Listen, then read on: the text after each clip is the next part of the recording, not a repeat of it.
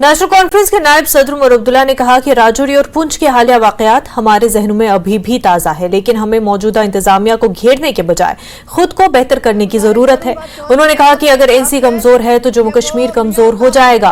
उमर ने कहा कि अगर हमें अपनी जमीन, अपनी नौकरियां और अपनी बिजली बचानी है तो नेशनल कॉन्फ्रेंस को मजबूत करने की जरूरत है और ताकत गुजर बकरवाल बरादरी से आएगी। उमर ने कहा कि अगर बीजेपी 10 साल हुकूमत करने के बाद मजहब का कार्ड खेल रही है तो इसका मतलब है कि उनमें कमजोरी है। उन्होंने कहा कि उन्होंने अभी तक सीट शेयरिंग का फैसला नहीं किया है और कोशिश है कि वो तमाम 6 सीटें जीत लें। उन्होंने कहा कि आया राम गया राम हमेशा सियासत में रहते हैं।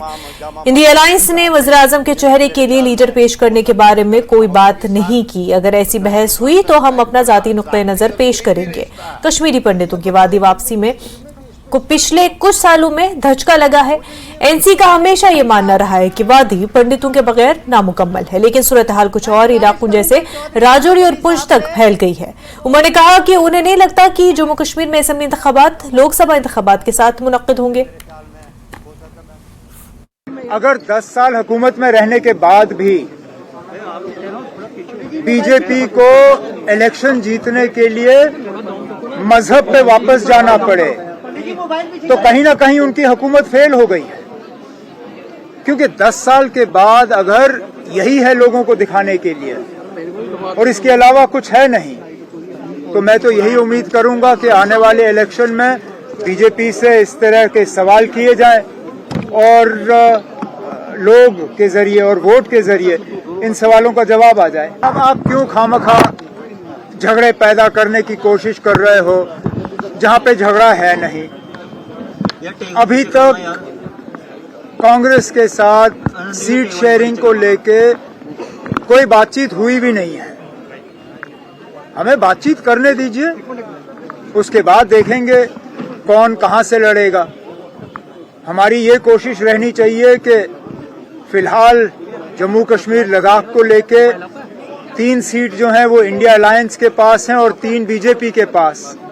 हमारी ये कोशिश रहनी चाहिए कि पार्लियामेंट इलेक्शन के बाद 6 की 6 सीटें जो हैं वो इंडिया अलायंस के पास रहें। बाकी कौन कहां से लड़ेगा उस पर हम जो है आगे जाके कांग्रेस से बात करने के लिए। उमर अब्दुल्ला के बयान पर रद्द-ए-अमल जाहिर करते हुए senior BJP leader Kavindra Gupta ने कहा कि इंडिया अलायंस से वाबस्ता जमातें एक साथ बैठती हैं, लेकिन अंदर से वो एक दूसरे का साथ नहीं देना चाहती और ये रुझान सिर्फ जम्मू कश्मीर में नहीं बल्कि पूरे मुल्क में नजर आता है। उन्होंने कहा कि जम्मू कश्मीर में बीजेपी सबसे ताकतवर पोजीशन में है।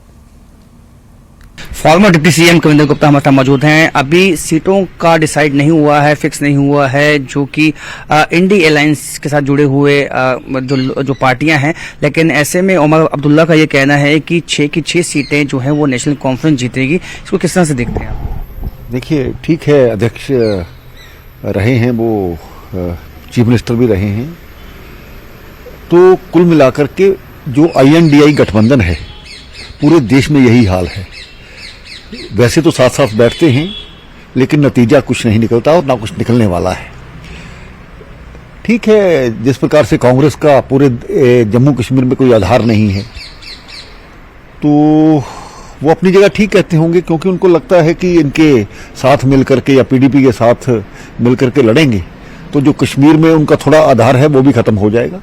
वो अपनी जगह दुरुस्त हैं, लेकिन भारतीय जनता पार्टी सबसे बेहतर स्थिति में जम्मू कश्मीर में रहेगी। आपको लगता है कि अभी जो ये अलायंस जो बना हुआ है पार्टियों का, ये केवल दिखावा के लिए है, अंदर से इनमें फूट है? देखिए, महाराष्ट्र में चले जाइए, पंजाब में चले जाइए, दिल्ली में चले जाइए, छत्तीसगढ़ में चले जाइए, महाराष्ट्र में चले जाइए, कहीं भी इनको कोई कांग्रेस को कोई थोड़ा वो नहीं दे रहा, भाव नहीं दे रहा। उससे साफ लगता है कि कांग्रेस खत्म होने वाली है और सभी अपने अपने स्थान पर ही लड़ेंगे, एक दूसरे से लड़ेंगे।